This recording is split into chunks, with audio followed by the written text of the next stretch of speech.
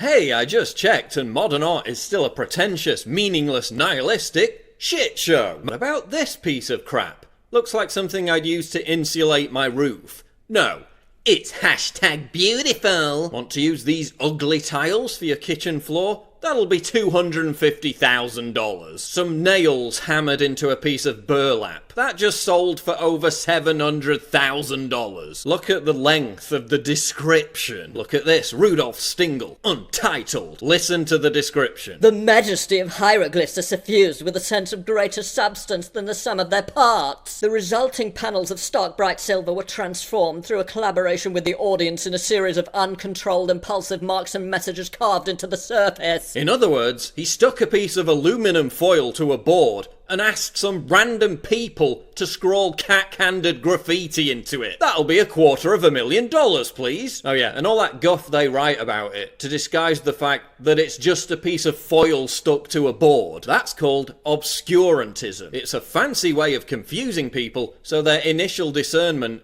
is temporarily suspended, making them afraid of criticizing such art for fear of appearing uncultured or ignorant, when in reality, their first instinct that it was total bullshit is correct.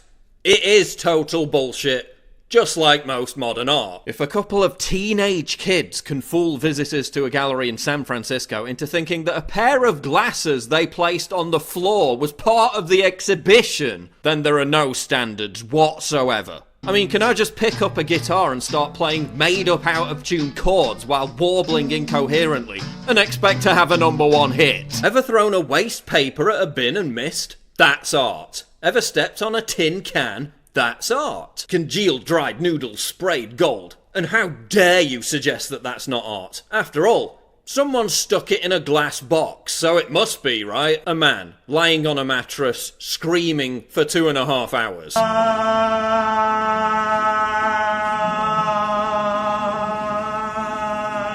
The wooden figurine was made by someone else, and that's not art. But Ken Kagami stuck a foam cock and balls through it. Now it's art. And then there's this classic.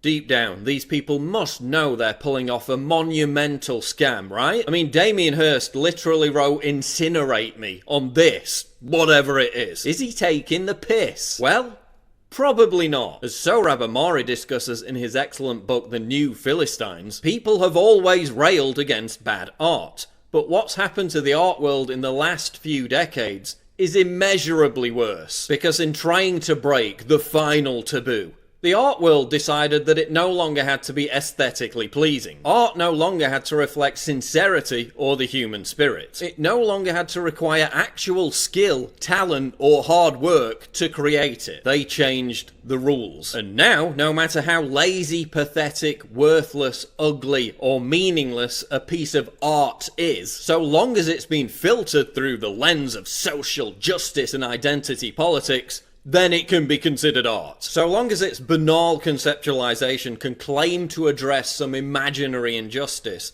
be it colonialism, racism, misogyny, or whatever, it's celebrated. But there are some who simply can't take this sort of art seriously. I think it should be called the Junk Shop Prize, because if you put all this lot in a junk shop, you wouldn't notice any difference. But it's conceptual art. Some might say you're missing the point. Well, the point of conceptual art is it's meant to have profound thinking behind it.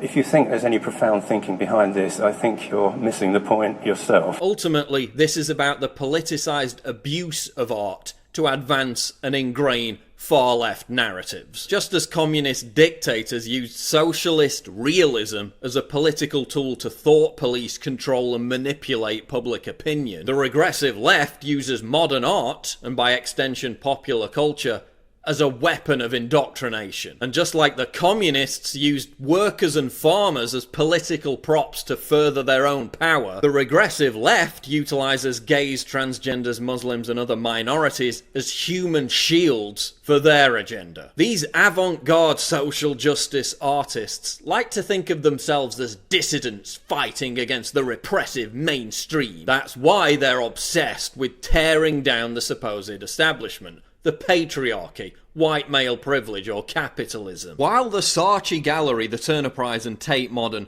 are simultaneously sponsored by giant corporations, they're also rebelling against the very idea itself that art should be beautiful. If people say it's art, it's art. Well, I think that's absolute rubbish. So you could say anything is art? You just have. You could say everything is art. But the point is that... Is my shoe art? If you say it is, I have to then judge it on those terms. Well, I think that's a totally ridiculous argument. Well, I never heard anything more ludicrous in my life well, it's before. sort of like... But the real establishment, the elite institutions, are stuffed full of social justice identitarians. Any independent thinker left within these institutions who dares to flout their dogma is witch-hunted, shamed and dispensed with. And there's the irony.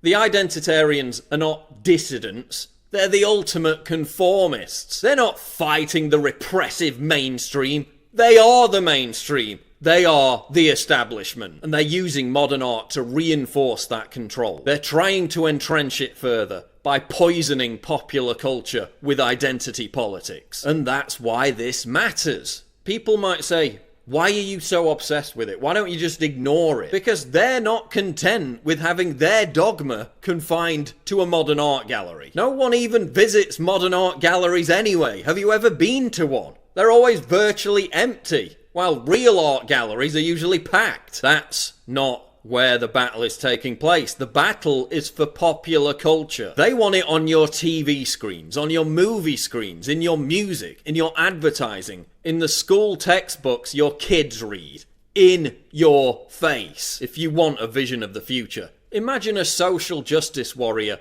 autistically screeching at a human face forever. States of America. Visit the Twitter feed of any modern art organisation and you'll see what I mean. Last weekend, MoMA ran a feminist Wikipedia editathon. Basically, a bunch of Trigglypuffs and beta manlets got together to vandalise Wikipedia with baseless propaganda. Because the very term feminism has been so discredited, thanks to the behaviour of batshit crazy feminists, that it's now considered to be more of an insult than a compliment. What the fuck has that got to do with art? Nothing. But again, everything has to be filtered through the lens of social justice. Look at the front page of Tate Modern's website. Feminist art. Videos about women artists. Discover more about women artists. Women artists in the collection. Art by women artists in the collection. I mean, geez, are men even allowed to enter your crappy gallery anymore? I really wanted to revisit this cinder block full of rocks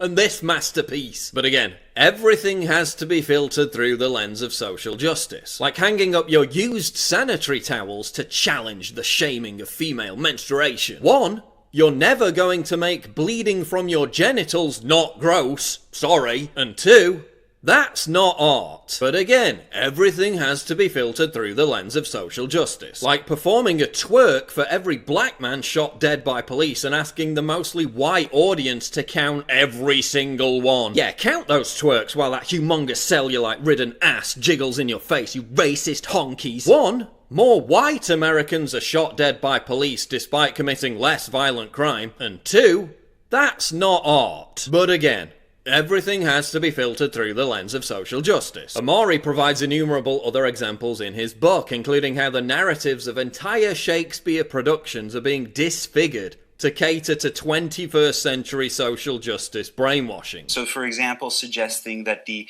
fairy potion that alters people's desires in her debut production of A Midsummer Night's Dream was a date rape drug, or injecting all this modern slang. But Paul, I hear you say, all art was once modern art, and every new movement was criticised. They laughed at Picasso, they laughed at Matisse. Well, at least it's arguable that Picasso and Matisse is art. I mean, I don't personally like it, but I'll concede that it's art. It's not arguable whether a literal piece of trash is art. It's literally a piece of fucking trash. Yeah, but it's all about busting taboos and being daring. Bullshit. What about this? Is this daring enough for you? Well, it was deemed too daring for an exhibition in London celebrating, of all things, free speech, where it was banned. Banned because it was too inflammatory and offensive.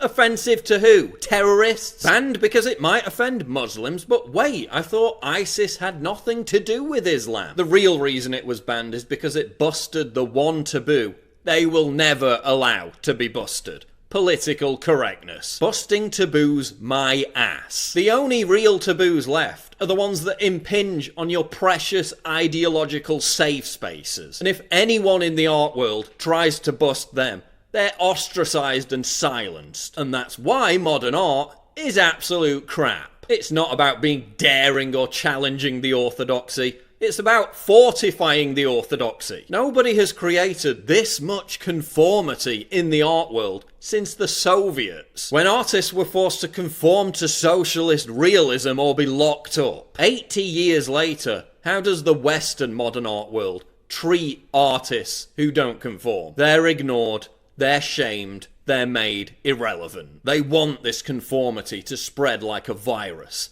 Identity politics plagued high art is infecting popular culture. The obsession with political correctness, social justice, and identity politics is beginning to ruin movies. Compliance with the edicts of identity politics, not objective quality, is the measure by which we're told to judge this medium. Look at the list of Oscar nominees. Almost all of them had some identity politics angle. They're incentivizing political dogma at the expense of cinematics and storytelling. The Oscar-winning movie for Best Picture, Moonlight, struggled to get beyond 7.5 on IMDb. Yeah, but it's about a gay black boy and the lead actor is Muslim. That's 3 gold medals in the Oppression Olympics. Quick, give it an Oscar. Any movie that fails to obediently genuflect to these force-fed social mores is panned. They even attacked the recent movie about the Boston bombings. Great movie. Oh, but it's offensive, they said. It's Islamophobic.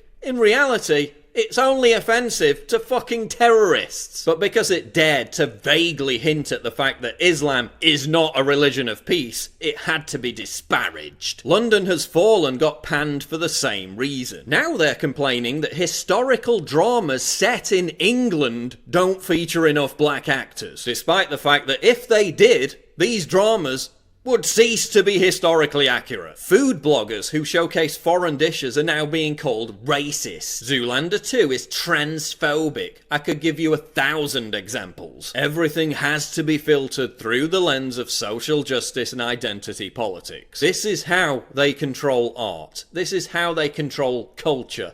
This is how they control society. This is how they henpeck, demanding constant homage be paid to identity politics, interfering in the creation of movies, which, given the paucity of quality in traditional art forms, represent one of the last true art forms left, along with video games, which are also under constant scrutiny and thought policing by permanently offended identitarians. So if you're ever unfortunate enough to find yourself in a modern art museum, and you're standing there trying to figure out why nothing resonates with you on any level, completely bemused about why everyone around you isn't laughing hysterically, bemused at the fact that they all appear to be taking it seriously, don't be alarmed, because they're only pretending to understand. They're faking it to look trendy. You're the only honest person in the building. Modern art is complete bullshit. And that's because it's not art. It's merely a physical manifestation, born of the demented minds of social justice warriors, identitarians, and pretentious hipster douchebags. It's not art. It's politicized indoctrination. It's weaponized culture. It's socialist realism for the 21st century. And we need to reject it in all its vulgar forms before it succeeds in ruining absolutely everything.